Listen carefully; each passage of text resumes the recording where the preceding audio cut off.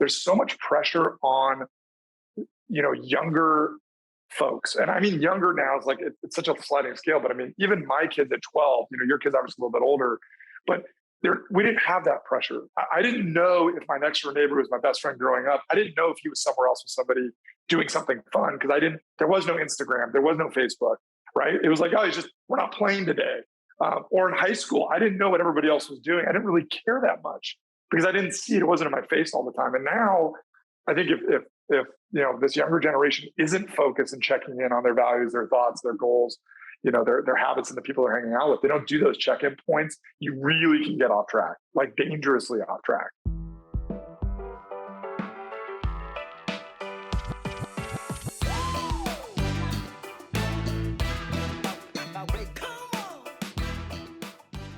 Welcome to the show, and thank you so much for encouraging your friends to subscribe. Today, we've got a great one, 14-year AVP beach volleyball pro, co-founder and CEO of Epic Freight Solutions, beloved community, family, and business leader. John Moran is with us today. He's going to talk about excellence being a mindset and getting better every day. Interestingly, not many people want to be excellent, according to John Moran. He's going to talk about expectations and comparison is the antidote to happiness. Just think about that as you're watching your Instagram, and he has 5 steps to achieve excellence without jealousy and depression from comparisons. And finally, we're going to get into how to pick a career based on long-term goals. And life will keep surprising you if you do. Welcome to the Edge of Excellence. Well, John Moran, thank you so much for taking time off of your extremely busy schedule. I was going to say thank you so much for coming off the beach and spending time with me today, but I know that you work a whole lot. So you're taking a little bit of a break in your work day to help out the world of 20-somethings. We appreciate you joining us on the Edge of Excellence. Thanks for having me, brother. I'm looking forward to it. All right. Well, let's get started the way we always get started. You've got a lot of excellence in your life. What is your definition of excellence, John Moran? I would say, first off, I'm going to say this. There are not that many people that want to be excellent. It's a line that I used about 15 years ago. I was having a conversation with my brother, Tim, and he was complaining about what was going on in his business. I said, here's the deal, Tim, just not that many people want to be excellent. So I think first and foremost, for me, the definition of excellence, it's a mindset about daily habits, daily rituals, making sure that your focus is in the right place. And it's about literally getting better.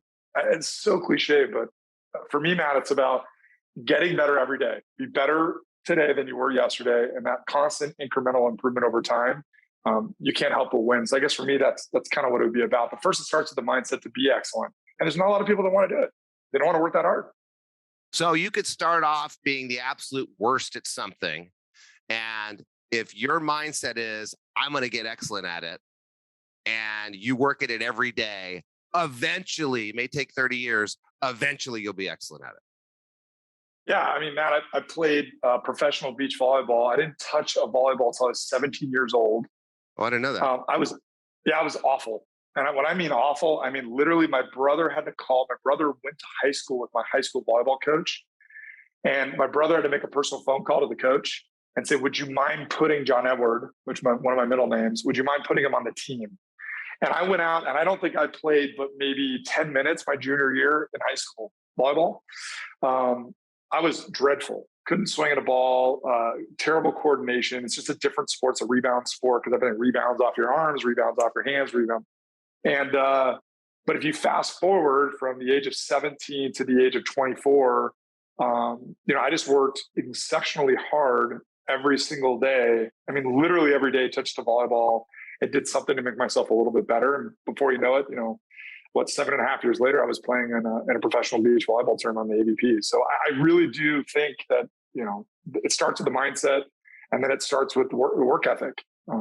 Didn't you play I think volleyball? I'm living proof. Didn't you play volleyball in college? I did. So I played my junior year and senior year in high school. Went to the University of Arizona, which has a notoriously really good men's club team that offers scholarships. It's kind of a weird situation, not important for this conversation, but a very, very good club team in college. And I basically squeaked on the team my freshman year. By my senior year, I was a captain on the team and had gone from being a total bench warmer my freshman year to obviously starting every match and being one of the primary contributors on the team. So. Okay, so that, I mean, I guess you are living proof of that. And the mindset of daily habits, daily rituals, having the mindset of being excellent, being one of those few people that want to be excellent, that kind of wraps in some other people's definition where you have to be spinning the plates. You can't just be excellent at volleyball and be a drunken criminal, because you will stop being excellent at volleyball because that other stuff will damage you. You can't just be excellent in business and fail at home, because eventually it all catches up. So you have to have the mindset, the daily habits, the daily rituals that affect every aspect of your life. And over time, you're going to get excellent at what you focus at and what you devote the energy to. You nailed it. I don't know if I could have summed that up any better myself. All right. So we already got it out there that you were a AVP pro volleyball player, 14 seasons. We already got it out there that you went to U of A. We haven't started talking about what you do now and the freight business, which I know a lot of people will be interested in because that's something that not a lot of people know about. But let's just back it up a little bit. You're in high school. You're not playing volleyball. What was life like in high school? How did you see yourself, and what were you doing to find a path? Yeah, so high school was really interesting to me. I went to an all-boys Jesuit high school, and I think being, I got there's six of us in the family.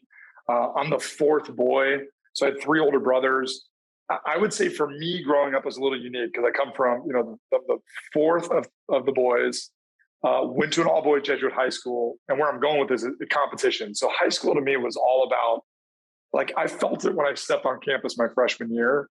I already knew I wanted to be great at something because I wanted to, be like my older brothers. I wanted to beat them in everything. So my whole family, if you look at all these boys, it was all about competition all the time. Then you throw me into an all boys Jesuit high school very early, at 14 years old. I was competing every single day, whether it was in grades, whether it was in sports, whether it was, friendships, girls at the sister school. It was almost like a competition all the time. I kind of joke as I got older and look back at my high school years.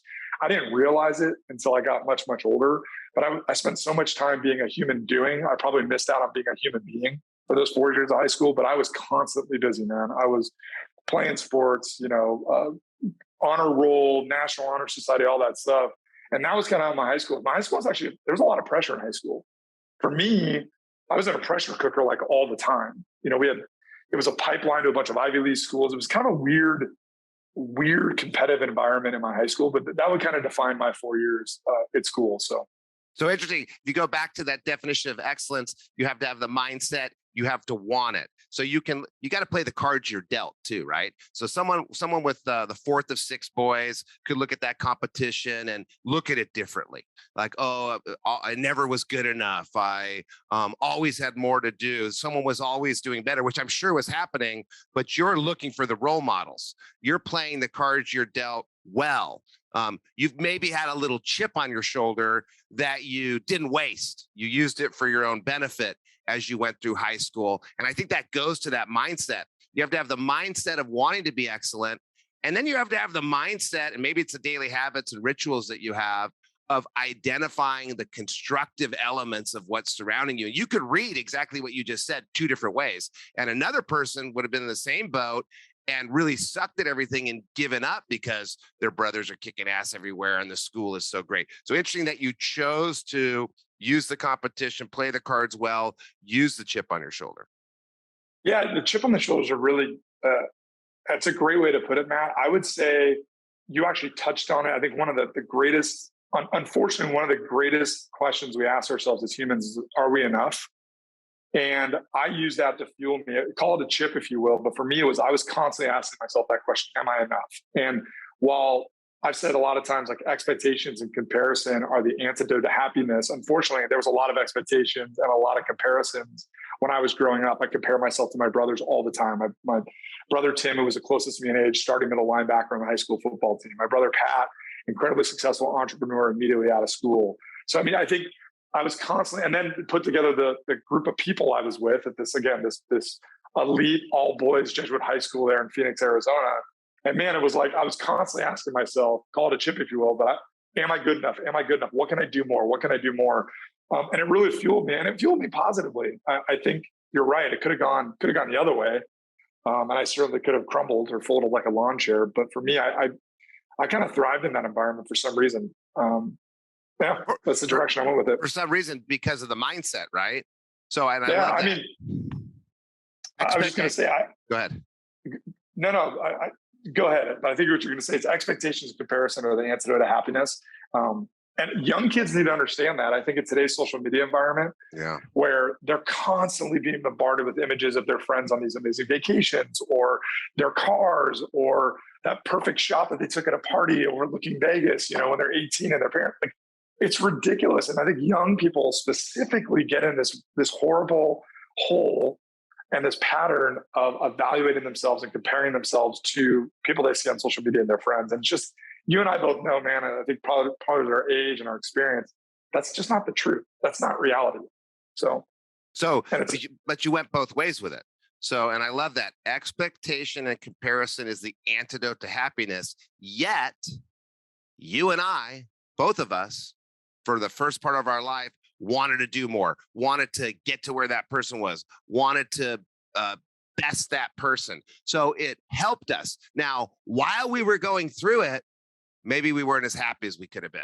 And when I let go of that, and I just realized there's always going to be somebody richer, there's always going to be somebody with more toys. Where do you want to compete? I want to compete on being the nicest guy in Orange County, and I'm getting smoked by Bill Lyon right now. But you can fit you. So you let it go, but you also used it, and it's a fine line. How do you let them have a better vacation? Let them have better bodies. Let them have more fun this weekend on Instagram. Let them, make more money out of it. How do you let that happen and be cool with it, be zen, and utilize it to fuel you? Because I'm fueled by Julie Johns and the Albuquerque Academy, these negative experiences I had in the beginning. But now I'm fueled by Alex Bethal, who's super duper successful and keeps going out and getting it done. And he's like a friend role model where I look at it. I'm not bummed out that he's got more stuff than me. I'm influenced by his work ethic and his dedication as a reminder to be the best I can be. So how do you go from the negative part of expectation and comparison to the constructive fuel? Is it just getting older?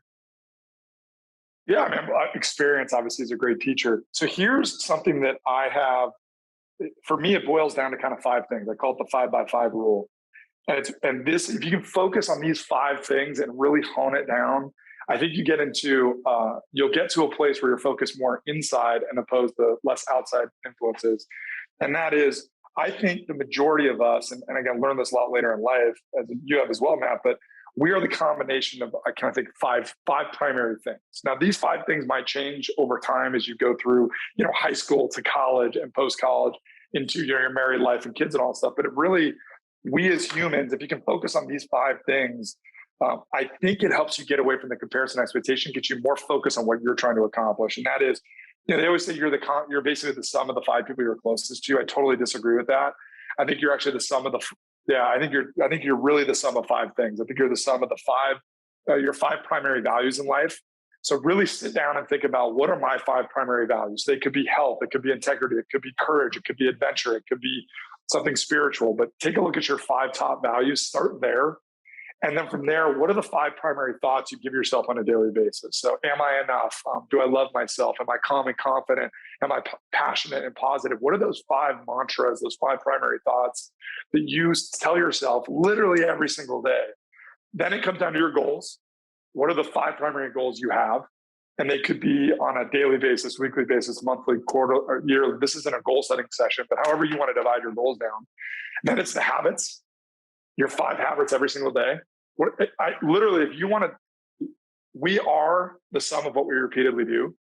So I always say, what you do is who you are. So if every single day you get up and you have a donut every single morning, and you sit around and watch the morning talk shows, and you start your day at 11, that's who you are.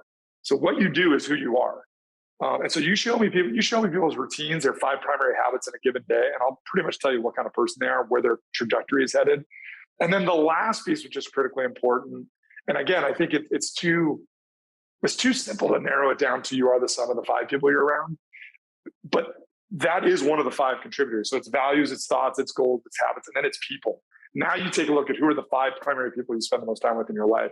If you put that all together and you were to take that and let's say write that down just at the beginning of the week on Sunday nights, and you're to write down, okay, what are my 5 values? What are the 5 primary thoughts I'm going to have this week? What are the 5 things I'm going after maybe this week or this month?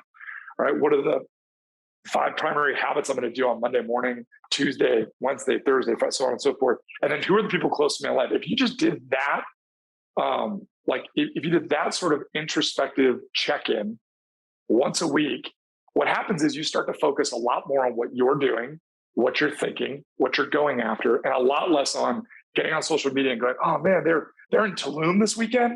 Oh, that looks amazing. Or wait, they all invited to this party, but I'm not at that party. Because now you're so focused on those 5 primary core pillars in your life.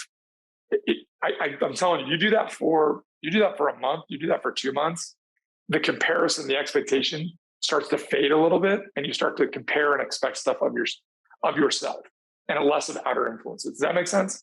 Yeah, it does, and I love it, and I still am friends with Mike Cato, even though you just bashed his entire episode, because he said, and by the way, it was Aristotle, not Mike Cato, that said you are the sum of your 5 closest friends, I believe. Maybe it was Aristotle that said you are the sum of your actions. This isn't a podcast about accuracy or facts, by the way. It's a podcast about whatever I say. So love it.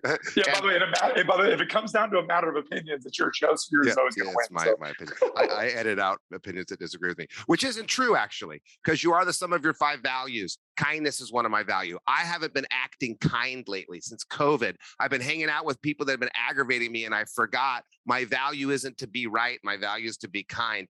And I had to remind myself of my values.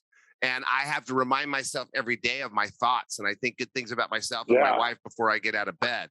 You know, we do goal planning together, and I have to look at that once in a while. And you're right. If you don't introspectively check in, and I like the once a week, maybe once a day, and you're not like, every once in a while, I have to reset my routines. I had to get the new map because I've been eating too many damn cookies. If you're not checking in and making adjustments, it's like driving to New York with no map. You don't just get going and then hope you get there.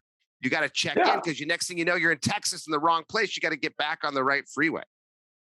Yeah, actually, and to that point, I was using this analogy with one of my younger employees just last week, and we were talking about direction. And I said, imagine that you are the pilot, and you've heard this before, man, I know you haven't, but imagine you're the pilot of your own plane in your life. And let's just say you're going LA to Hawaii. Like that's in the destination of your life. Yeah. You're going to start in LA, you're going to end up in Hawaii, and you are the pilot of your plane of your life. Your whole job, because now you know where the destination is. Good thing is you pick the goal, you pick the spot, but your whole job as a pilot is just you're going to be off track probably 98% of the trip. Yeah. We all are. And by the way, every time a young person's checking in on social media and comparing themselves, they're getting off track, right? So 98% of the time, you're off track on this place you're going to, that's your destination. And your only job as the pilot is to kind of redirect you, these little slight tweaks all the way from point of origin to point of destination. The challenge is, if you don't focus on your values, your thoughts, your goals, your habits, and the people in your life, and you don't check in on that stuff, you forget, you get way off track, to your point. You're not going to make those small adjustments in your life. You're going to, like you said, your goal might have been Hawaii. You're going to end up in the middle of the damn Pacific Ocean because you completely forgot to keep yourself on track. Yeah. And I think that's, you and I have talked about this a lot, obviously off camera in kind of our initial discussions, but there's so much pressure on, and it's way more so than when you and I were growing up. There's so much pressure on, younger folks. And I mean, younger now is like, it's such a sliding scale, but I mean, even my kids at 12, your kids are obviously a little bit older, but we didn't have that pressure. I didn't know if my next door neighbor was my best friend growing up. I didn't know if he was somewhere else with somebody doing something fun, because there was no Instagram, there was no Facebook, right? It was like, oh, we're not playing today. Or in high school, I didn't know what everybody else was doing. I didn't really care that much because I didn't see it. It wasn't in my face all the time. And now I think if this younger generation isn't focused and checking in on their values, their thoughts, their goals, their habits, and the people they're hanging out with, they don't do those check-in points, you really can get off track, like dangerously off track. Yeah. And there's enough distractions out there that you can be they say addicted to distraction. You really can. You really, really can. I think that's something I was able to stay away from. I know you have done an amazing job of staying away from the distractions. And I think it's been one of the reasons we've been able to, go past the edge of excellence. So, well, I don't know if I'm past it yet, but I had a guy one time, this guy, Larry Green, he has Systems Paving. You'll hear he's got the accent on the radio ads. And I went into this YPO group, and, you got the billionaires, you get the sports team owners, you got all this stuff. And I'd known Larry for a while, and he walked up to me and he said, "Hey, just want to let you know, give it up. You'll never catch up with some of these people." And I thought, well, that's really weird. And for a while I thought, oh, maybe he means I should lower. I thought about it a lot. Should I lower my goals? Should I give up on these high goals? No, what he's saying is what you're saying. Celebrate you. Celebrate your path. Let go of the others. Because if you're constantly trying to catch up or be better, you just drive yourself crazy. If you have your introspective check-in and you're checking on your goals, your values, your actions, you start celebrating yourself and you start celebrating your path, you're more likely to achieve those things. So, I may not end up with, maybe I will, maybe because I'm doing all this, I will have a multi-billion-dollar business, but I know what I can do well and I focus on that. Mm-hmm. And with that, let's slide into just back into your life. So somehow, which is still baffling, you're in high school and you get into this club team, which makes more sense than if it was a Division I team. What's really strange is you go from a club team to pro, because that doesn't normally happen. You took a pause along the way because you wanted to be a politician. I wanted to be a politician. You went to the Arizona legislature. You did the research. You figured, I don't want that job anymore. And you got into pro volleyball. But it's interesting. You're playing pro volleyball and you're a great looking 6 foot, 4 dude. With a little bit taller, but yeah, you're 6'6" with 3% body fat, living the life on the beach, dunking balls on people, and you decide, you know what? I need more. I need a little bit more money because a lot of sports don't pay tons. You wanted more money than the AVP was paying. And you started thinking, even though you're in pro volleyball for 14 seasons, you start thinking, what's next? What's next? So in this great period of life, everybody wants to go there. Everybody wants to be a pro athlete. And it doesn't matter if you're in football, baseball, most people don't do it for the rest of their life. So something clicks and you decide, I'm going to get a job, and you get this weird job in a weird industry, the freight business. What was going through your head when you decided you wanted to start planning for the future and start thinking about your distant goals when you're 23 playing pro volleyball? Yeah, phenomenal question. And here's a piece of advice I've given even to my kids at 12, and I constantly tell them this. So when I came out of the Arizona State Legislature, went into the qualifying school for the AVP, qualified on the AVP, didn't realize the season literally lasts about 4 months. That's it. And you're only getting paid if you win. It's a performance-based business. Sponsorships were minimal unless your name was, Kerry Walsh or Karch Karai. So I went and started interviewing everywhere. I mean, Matt, no joke. I think I went to like 40 something interviews. Now, every interview is incredibly honest with them and said, listen, I do this thing called beach volleyball. I moved to Southern California to play beach volleyball. But I need basically a 4-month part-time schedule where I leave, like every Wednesday, I'm going to leave, go somewhere. I'll be back Sunday night or Monday morning, and then I'll work Monday, Tuesday, Wednesday, be back on a plane.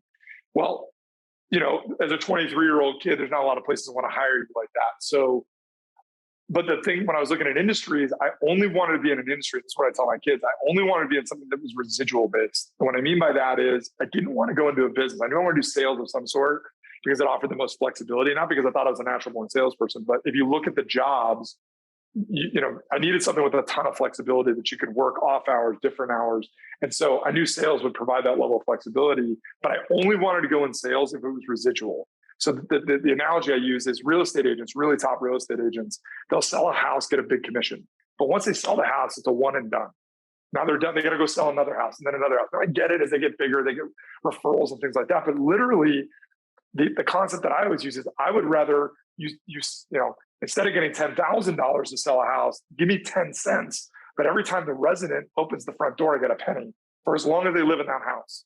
So what I did was I looked at only residual based businesses. And financial planning was one of those. You build assets under management, you get a percentage fee from your clients. You can do a lot of good for people in that. So that was an industry I looked at. Nobody was hiring me in financial planning with a 8-month full-time, 4 months. So that place was out. I interviewed like 3 places. Like, you got to be kidding me, kid. We're not giving you that schedule. So that was out. So then I looked at I looked at real estate. I realized that I interviewed with a company called Trammell Crow here in Los Angeles, huge commercial real estate company. But unless you're doing leases and getting paid on the leases, you've got to go like constantly sell new buildings. That's a grind. So I didn't get that job. Anyways, go down the line, and a friend of mine said, "Hey, you should look at." And I did recruiting. I thought executive recruiting would be cool, but the problem with recruiting is if you do contingent labor, not full-time labor, again, same thing. You place a candidate, now you got to go place another candidate. I'm like, this sucks. I want something where if I do all this hard work the first time, I get paid on it as long as the customer is satisfied for the rest of my career. So a buddy of mine said, you got to go check out logistics. I didn't know anything about freight forwarding, supply chain, logistics. I mean, I was a history major, for God's sakes, in college. So I went and started looking at this industry. And what was really fascinating to me was the way it works in sales and logistics was if you sold a company, let's just take a name that everybody knows. You go sell Google, right? And Google's moving stuff all over the world. And you go sell Google, as long as Google keeps shipping with you and you don't lose the account, you get paid commissions on that account for as long as you keep Google. So it might take you 2 years to get the account, but then every day they ship, you're getting a commission every day. And I was like, this is perfect because for 4.5 months while I'm playing volleyball, I can't do new business development, new prospecting. My business is probably going to slip. So I got to keep those customers really happy and just do some account maintenance during the summer. Matt, it ended up being like the best thing that ever happened to me. I was able to play 14 years in the AVP tour, was able to start at a really great company that taught me the business, worked at that company for 5 years, by the way, until they got tired of my volleyball schedule and said, you either got to do volleyball or you got to do freight. When they did that, I went and joined a startup. Got a small piece of that startup in 2005. Really blessed. So we took that company and sold it in 2008 to a great partner out of the Midwest. That partner put me on a 2-year non-compete agreement. Was still playing volleyball with it this whole time. Never stopped playing volleyball. I had a 2-year non-compete agreement. They were very generous with me during the 2 years. And then when my non-compete was up, I started the next company was Epic Freight Solutions, which is primarily where my biggest win has come. And then had that company, by the way, still playing volleyball from 2011 and then sold that company in 2021. I played my last professional volleyball tournament in October of 2016. I actually lost in the finals of an event in Florida. And that was the last time I got paid to play volleyball. So I got this amazing run of like 14 years and found an industry that had a residual component that allowed me the flexibility to scale up and scale down based on my work schedule and my volleyball schedule. So that's how I got into this business. It's crazy. Totally random. Do most of the volleyball players have that long-term outlook that they're thinking, okay, I've got 8 months a year. I need to make the most of it. Are most of them going and kind of preparing their next career and making use of the other 2/3 of the year? I would say, unfortunately, not to that extent. I think there's one of the things you get about volleyball. It's one of those highly educated professional sports in America. I think the graduation rate is like from a 4-year degree, from a 4-year school. I think it's above 90%. So most of the guys and girls that are playing on tour have come from really good schools. Because on the men's side, there's only 21 schools in the country that offer a D1 program. That number could be up a little bit or down a little bit. On the women's side, it's obviously one of the most heavily scholarship sports in all of women athletics. But these are great schools. I mean, you're getting all the Pac-12 kids that are coming out of UCLA and Loyola Marymount, USC, the Midwest schools like Penn State, Nebraska. So you got these really smart people. The challenge is, I think a lot of them go into coaching. I think a lot of them try to go into teaching because teaching's a great thing. If you think about it, you got the school, same season, same season, summer's off. And I don't think that they're thinking beyond those because, again, playing sports is so much fun. Like I never had more fun. Even selling Epic Freight Solutions wasn't as much fun as being on center court at Manhattan Beach, playing my idol Karch Karai with the pink hat. Like that still is one of my greatest memories of all time of anything I've ever done. And selling the company wasn't as rewarding as getting my ass kicked on center court at Manhattan Beach against Karch Karai. You know what I mean? So I get it. A lot of these players are like, God, this is so amazing. I'm training my body. I'm competing at the highest level. And they kind of miss, like, that's going to end at some point. And what is my next step? And I think a lot of them, unfortunately, don't have that foresight. So. Yeah, we just had all the district managers from College Works down here, and we were talking about big picture. And I said, there's the big picture this year. It's not about what they're doing on a daily basis, doing sales, doing marketing, hiring people, blowing up jobs, winning jobs. There's the big picture of this year. Where are they going to get this year? Then there's a big picture of 5 years from now. What's going to happen with their career because of this year? And then there's the long-term big picture. And so in the AVP tour, maybe the long-term big picture, and I know people that want to be those coaches and want to do that forever. Maybe some people that was their big picture, but it seems like a lot of your peers may have not been looking that furthest goalpost, that furthest point out to plan for it. And you had that little extra in there, that little extra of I'm going to look even a little further out. And then you also had something that's interesting. You weren't focusing on industry. You were tying everything to that long-term picture. I mean, who thinks about I need to have residual pay? Nobody thinks about that. So you're looking a little further out, maybe spending a little bit of time asking yourself, why? Why do I want to do that? What's it about that? What's it about that? And you end up doing something that you probably never even knew of because you had this friend that said, hey, check this out. And you're looking long-term. You're checking in every month. Your mind's churning. What do I want to do? And you're more aware of different things and probably more aware of how the puzzle pieces fit together. And you end up in this strange industry that ended up being perfect. And so it's crazy. Yeah. So tell us, what is Freight and what you do? And obviously you worked for a company, learn the ropes. Then you were in a startup and you got a piece of the startup. And then you started a third one. So it's your third time around. You're focusing on your core competency. You're focusing on the things that you do well and building. You're not starting over like a lot of entrepreneurs did. You know, I did a painting company and then I did a chemical company. Dumb idea. You're staying in line. What exactly does the company do? What do you do as an executive in the freight business? Yeah. So logistics, first off, if you look at transportation and logistics in America, it represents now it's over 8% of GDP. So tremendous opportunity, tremendous vertical market space. That was one of the things I learned really quick when I was investigating what logistics was. But it's really simple. It's just moving stuff from point A to point B. So the microphone you're using on your head right now got manufactured somewhere and somehow made it into your hands, onto your head. The glasses that you're wearing, the computer that we're speaking on, our phones, all that stuff is produced somewhere and has to make it somewhere else to an end consumer.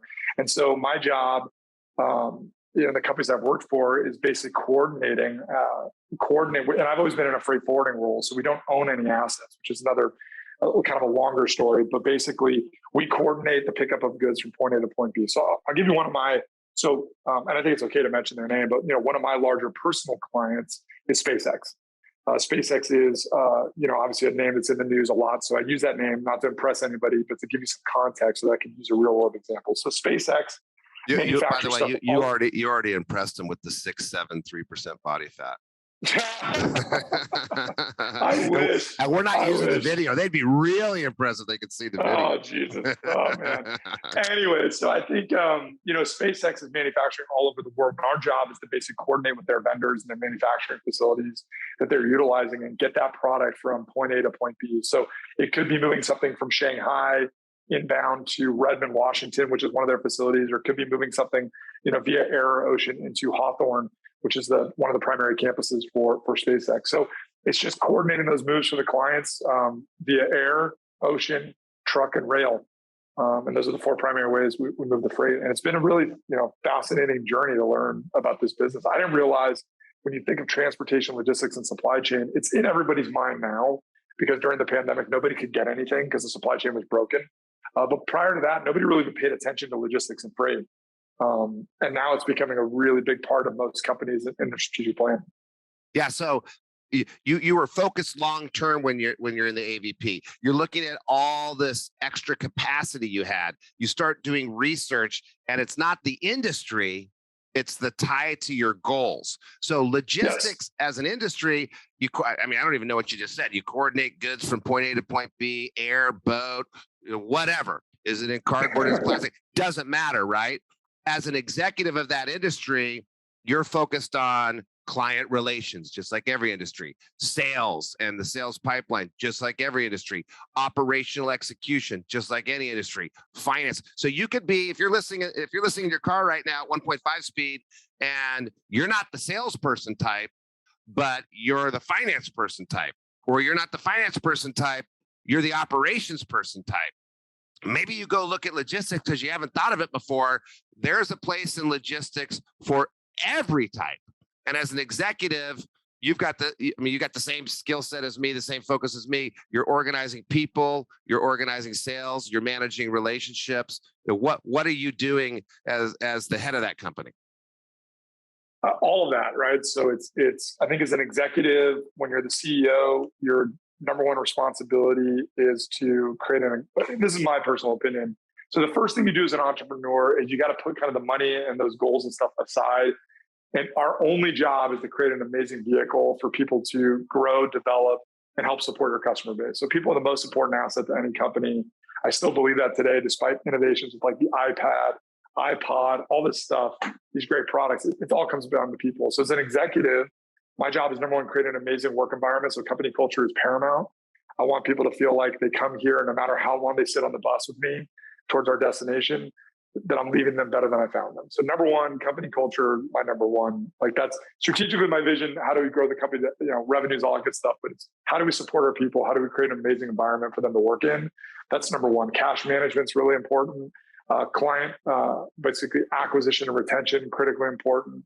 And I think if you focus on kind of those critical areas, which is sales, operations, customer service, getting great people, company culture, cash management, that's what every executive does, right? There's like kind of the 5 primary buckets we all focus on as we try to grow these businesses. I would say this, and you've got a lot of probably younger listeners as well. Here's the deal.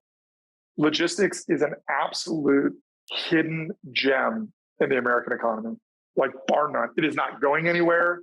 People are going to have to move stuff for the rest of our lives until we can like figure out how to use a particle beam and just beam it to your house. Which you still need logistics for. Someone's still going to operate the particle beam. Exactly. It's crazy to me when I was looking strictly for a residual based business, because I didn't want to have to do the, sell something, go sell something, go sell something. That just is crazy. There's no repetitive residual component to that. But if you look at logistics, if you're a young person looking for a career, Matt, you nailed it. There's an operations role. There's a customer service role.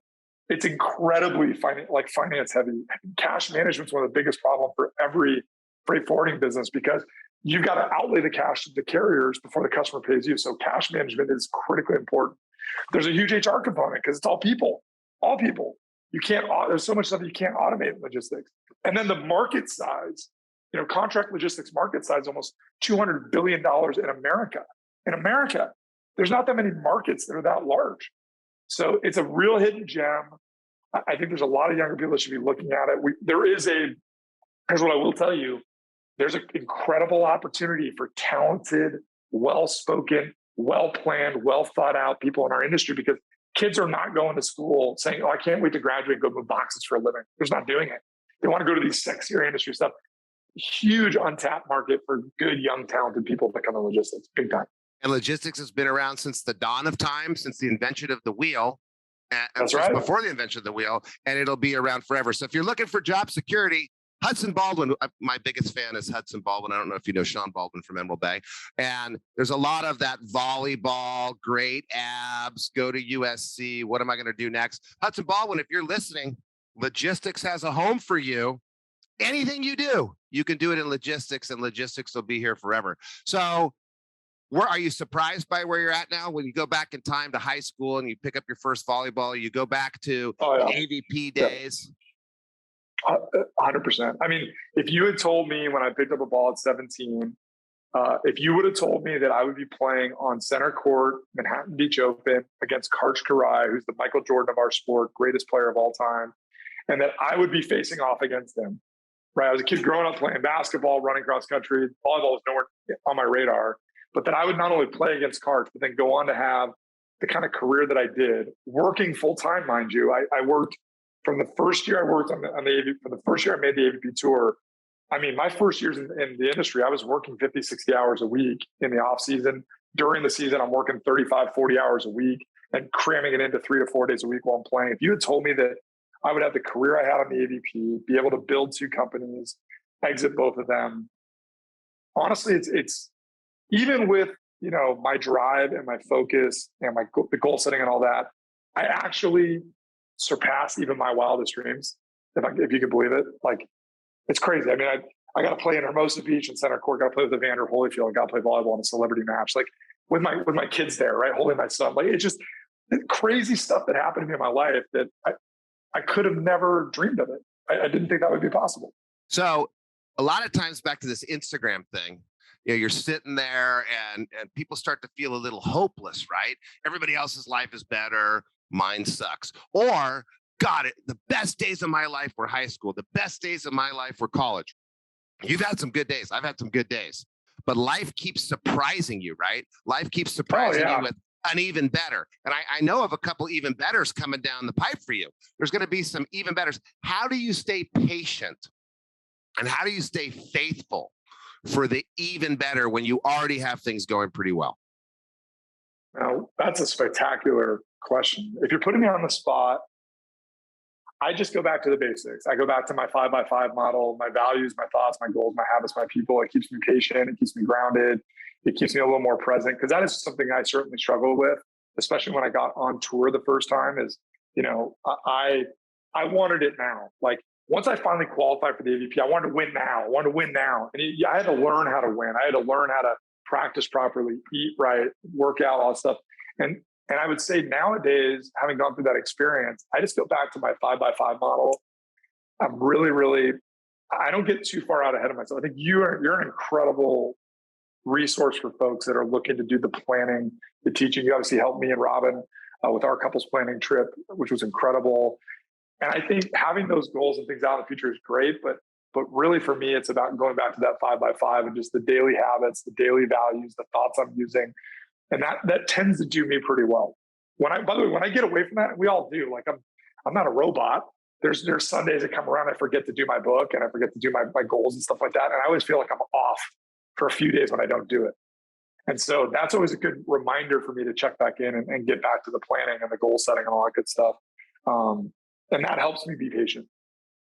Yeah, patience is difficult. So you go back to your basics. And you're also going back to celebrating your path, because it could have been, I got my ass kicked on the center court by my greatest hero. So embarrassing. No, that's not it. So you're back to your basics. You're celebrating yourself and your path. So all that other stuff fades and you're celebrating what's awesome. And I think a lot about my son. And I think, got it. And I asked him this one time. I said, is it hard? Is it hard being my son? Meaning, do you feel you have to measure up? God, I hope, it doesn't matter what you do. Doesn't matter. He's already beat me in so many ways. My daughter's already beat me, but it doesn't matter. And I said, hey, is it hard? He said, yes, you've got so many rules. He didn't get the point. So I didn't push it, but I think about it. Like, you're sitting there and your dad's toured the world and been, this entrepreneur guy. You've toured the world and been this volleyball person. How do you let that go and find your own path and celebrate yourself? You go back to your basics. You start focusing on that. All else fades because it doesn't matter. It doesn't matter. Yeah. I mean, we said it right at the beginning, man. Comparison and expectation are the antidote to happiness. So there's no sense in doing it because it doesn't matter. And just go back to the basics. To me, it's the 5x5 model. For other people, it's going to be something else. But you've got to find that thing, that process that roots you in being present and centers you. So. Yeah. So looking back, I have a question that someone asked me to ask. You look back to your biggest challenges, and there's been a bunch. Pick one of them. One of your biggest challenges. How'd you overcome it? Yeah, my biggest challenge for me that had a real, I can't just pick one, there's two, and they kind of coincide with each other, and I'll try to be quick with it. The biggest challenge in my life was my parents divorcing when I was in high school. In my early life, it was bar none that for me. It totally threw me into a tailspin. At that point, my two oldest brothers that were closest to me, my oldest brother, Pat, and my sister, Teresa, they were already gone. They were out of college at that point. But Matt and Tim, who are 7 and 8 years respectively ahead of me, they were out of the house. So I was effectively an only child going through divorce. My younger years, my brothers were in the house with me. So, we had that, like we talked about earlier, right? We just had that camaraderie, that competition, all that good stuff. But that rocked my world. My parents getting divorced rocked my world hard. And how I got through it was, it wasn't great. I did not handle it well. I had a lot of anger in high school. Drive. I ended up just diving into everything like intensely. school, a 3.8 wasn't good enough, had to be a 4.0. Sports, I had to be like the best. So I just dove super hard into kind of the action side of my life. Wasn't the best, but anyways, so I dove super hard. And the thing that really helped me was I ended up going to therapy. Okay. It was the first time in my life. As a kid, and I don't know if you can look back at that, but like, think about it. Like, it's 1990. Therapy wasn't as popular as it is now, 30 years ago, right? But now people throw that word around all the time. But back then, it was like very taboo. Like, oh, you're going to therapy. But man, it really helped. It helped me be introspective. It helped me really calm me down. It gave me someone to talk to that wasn't, my parents, who were, again, kind of going through their own shit. So that therapy was probably the thing that helped the most. And the second biggest challenge I went through in my life was my mom passing away. My mom died very unexpectedly when I was 23. Did not see that coming. You kind of plan out your life like your parents going to be there forever, and she's going to see me get married. She's going to see my grandkids. Also, and unfortunately, and I was very close to my mom. She's Cuban, so she came over in Operation Peter Pan from Cuba. So a Latin American mother, right? Like, her kids are her life. So we were very, very close, and that was a struggle. And how I got through that was this model of kind of values, thoughts, goals, habits, and people really that formed around that time. I had to get really focused on what was important and what my values were. I also went to therapy then too. So maybe there's a common theme there is finding somebody you trust that you can talk to maybe have some more insights and give you a different perspective. And another common theme of finding your path and celebrating yourself. So maybe not in their parents' divorce, but you probably started thinking about what you stood for. You started probably thinking about your thoughts. You probably started catching the negativity. The therapist probably helped you focus on your habits and the people around you. So it started to happen. The path doesn't just come. You don't wake up one day and go, I got my 5 things. Exactly. It comes with time and over time. The patience probably started there. And those are 2 horrible things, but there's some gifts that came out of it that help you later in life. And if you're listening right now and maybe your family's going through divorce, or maybe you've lost somebody close to you, it's okay to take time. Therapy really helps, but there's something good that'll come out of it. So looking back, last question for you. Something happened in your life that at the time seemed like a sacrifice, and looking back, you're like, thank God I made that sacrifice. And if you could go back and tell yourself, hey, don't sweat it, just make the sacrifice, what would that sacrifice have been? Oh, man. That's a phenomenal question. I would say a sacrifice that I made that I look back and at the time seemed really hard. Is that what you're asking? Yeah, it was a sacrifice. You look back now and thank God I didn't do that. Yeah. Wow, that is phenomenal.